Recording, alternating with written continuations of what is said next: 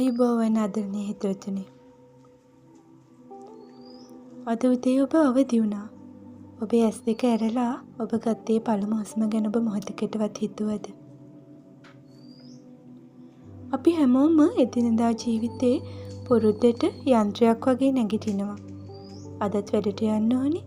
අදත් තියෙන ප්‍රශ්න ටික වගේ දේවල් ගැන විතරයි අපි ගොඩක් වෙලාවට හිතන්නේ. නමුත් ඇත්තටම අපි උදේට නැගිටිනකොට තව කෙනෙක් මේ ජීවිතය දාලා සදහටම යන්න ගිහින්. ඊයේ රාත්‍රියේ Tamanගේ හීන දකිමින් නිදාගත්ත කෙනෙක් අද උදේට ඒ හීන සම්පූර්ණ කරන්න ජීවත් වෙන්නේ නැහැ. ජීවිතය කියන්නේ එච්චරටම අස්තීර දෙයක්. ඒ නිසා ඔබට තවත් දවසක් ලැබීම කියන්නේ ඇත්තටම දෙවෙනි අවස්ථාවක්. අපි අද කතා කරන්නේ සරල දේවල් වලින් නොවැටි නැගිටින්න අපේ හිත ශක්තිමත් කරගන්නේ කොහොමද කියලා.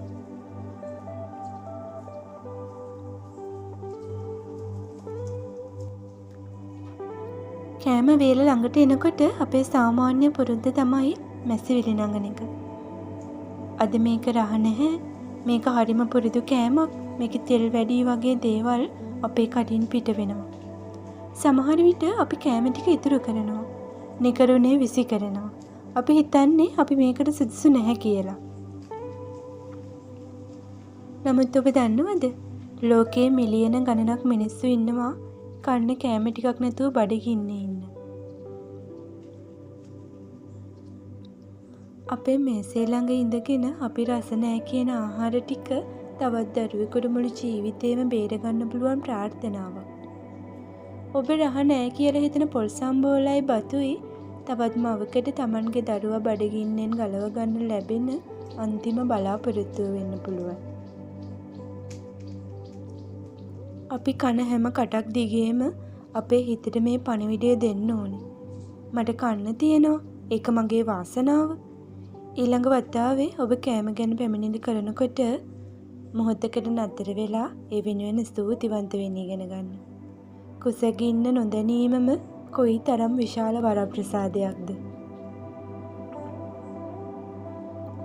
අපේ යාළුවා ගත්ත ලොකු ගෙදර දිහා බලලා මට මේ ගෙදර මදි කියලා අපි හිතනවා. අලුත් මාන්දලේ වාහනයක් පාරේ යනවා දැක්කොත් අපේ පැරණි වාහනේ අපිටම එපා වෙනවා. අපි හැම වෙලාවම හඹා යන්නේ නොලැබෙන දේවල් පස්සේ. ඒත් නැසරලා බලන්න. මේ ලෝකේ තව මිනිස්සු ඉන්නවා වැටිලා ඉන්න තැනක් නැතුව දුක් විඳින. උණුසුම් කාමරයක් තියා වැස්සෙන් තෙමෙන්නේ නැතුව ඉන්න පුළුවන් වහලක්වත් නැති මිනිස්සු කොයි තරම් ඉන්නවද? ඔබේ නිවස කුඩා වෙන්න පුළුවන්. ඔබේ වාහනේ පරණ වෙන්න පුළුවන්. නමුත් ඔබට නිදහසේ නිදා ගන්න, ආරක්ෂිතව ඉන්න තියෙන ඉඩකඩ ගැන අභිමානයක් ඇති කරගන්න. ඔබට කන්න දෙන, ඔබට සරණ දෙන බිත්තියක් ඔබේ හිසට උඩින් වහලක් තියෙනවා නම් ඔබ මේ ලෝකයේ ඉන්න පොහොසත්ම කෙනා කියලා හිතන්න. ඇත්තටම අපේ සතුට තියෙන්නේ වෙන කෙනෙක් ළඟ තියෙන දේ දිහා බලන එකේ නෙවෙයි. අපිට තියෙන දේ හරියට අඳුනගෙන ඒක රැක බලා ගන්න එකේ.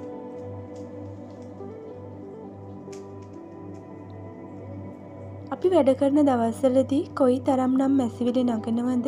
නිවාඩු දවසක් කවදා එයිද? කාලේ යන්නේ නැත්තේ ඇයි කියලා. අපි හැමදාම නිවාඩු දවස් එනකල් බලාගෙන ඉන්නවා.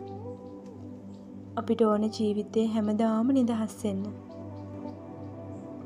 නමුත් හිතවතුනි, ඔබ මොහොතකට ඉස්පිරිතාලයක් ඇතුළට ගිහින් බලන්න. දැඩි සත්කාර ඒකකයේ ඉන්න කෙනෙක් දිහා බලන්න. ඔහුට නිවාඩුවක් ඕනේ නැහැ. ඔවුන්ගේ එකම ප්‍රාර්ථනාව වෙන්නේ තවත් දවසක් ජීවත් වෙන්න ලැබීම. ඔවුන් හැම හුස්මක්ම ගන්නේ ජීවිතය වෙනුවෙන් කරන මහා සටනක් විදිහට. හෙට දවසක් කියන එක ඔවුන්ට හරිම අස්තිරයි. ඔබට නැගිටින්න පුළුවන්, ඇවිදින්න පුළුවන්, ඔබේ පාදවලින් ඉන්න පුළුවන් නම් ඔබේ රෝගීන්ට වඩා මිලියන වාරයක් වාසනාවන්තයි. ඔබ හෙට දවස එනකල් බලාගෙන ඉන්නව නෙවෙයි, හෙට දවස දැනටමත් ඔබට ලැබිලා තියෙන්නේ. ඒක නිවාඩු දවසක් වුණත් නැතත් ඔබේ ශරීරය හොඳින් ක්‍රියාත්මක වෙන මේ මොහොත සම්පූර්ණ ජීවිතයක්. ඉතින් හිතවතුනි, ඔබේ ප්‍රශ්න විශාල නෑ කියලා කියනව නෙවෙයි. ඔබේ දුක ඇත්ත. ඔබ වැටුණු එක ඇත්ත. නමුත් අපි වැටෙන්න හේතු හොයනවට වඩා අපිට නැගිටින්න හේතු කොච්චරනම් තියෙනවද? ඔබේ ජීවිතේ තවමත් ඉතිරිව තියෙනවා. ඔබේ කුස පිරී තියෙනවා. ඔබට ආරක්ෂිත තැනක් තියෙනවා. ඔබේ ශරීරය නිරෝගීව තියෙනවා. ඉතින් ඔබ හිත ශක්තිමත් කරගන්න මීට වඩා ලොකු දෙයක් තවත් අවශ්‍යද? වැටලා ඉන්නවා කියලා ඔබ හිතන හැම මොහොතකම මේ දේවල් මතක් කරගන්න. වැටෙන්න එපා, නැගිටින්න. ඔබ වටා තියෙන පුංචිම දේවල් ගැනවත් කෘතඥ වෙන්න පටන් ගන්න. ඔබේ පුංචිම දේවල් අගය කරන්න පටන් ගත්තොත් ඔබේ ප්‍රශ්න ඔබෙන් ඈතට යන්න පටන් ගනී. ජීවිතේ කියන්න ලැබුණු තෑග්ගක්. ඒක නිකරුණේ අපත යවන්න එපා. අදම නැගිටින්න. මතක තියාගන්න, ඔබ අද ජීවත් වෙනවා. ඒක තමයි ඔබ ලැබපු ලොකුම ජයග්‍රහණය. ජීවිතේ හැම මොහොතක්ම ඔබේම ගමනක්. ඒ ගමන සාර්ථක කරගන්න අවශ්‍ය ශක්තිය ඔයාගේ ඇතුළෙම තියෙනවා. අපිත් එක්ක එකතු වෙලා ඔයාගේ ශක්තිය හොයාගමු. ජීවිතය ගැන කතා කරන්නේ තවත් ලස්සන දවසකින් හමු වෙමු. පරිස්සමින් සතුටින් ඉන්න.